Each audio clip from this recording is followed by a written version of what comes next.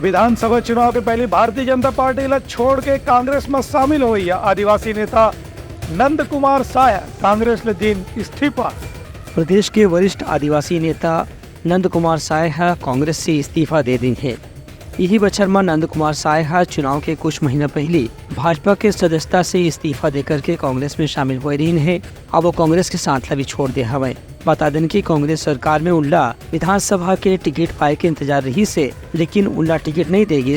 हालांकि उल्ला चुनाव के थोड़े दिन पहले छत्तीसगढ़ राज्य औद्योगिक विकास निगम के अध्यक्ष बनाए गए रही से और कैबिनेट मंत्री के दर्जा घलो दे गए रही से, लेकिन विधानसभा चुनाव में कांग्रेस के करारी हार के बाद बहुत जन सदस्य और पूर्व विधायक अब तक के कांग्रेस ला छोड़ चुके हैं या छोड़े के संकेत दे चुके हैं। यही कड़ी में आज भाजपा के पूर्व नेता और हाल ही में कांग्रेस में शामिल होने वाला आदिवासी नेता नंद कुमार साय घलो कांग्रेस से इस्तीफा दे दी है।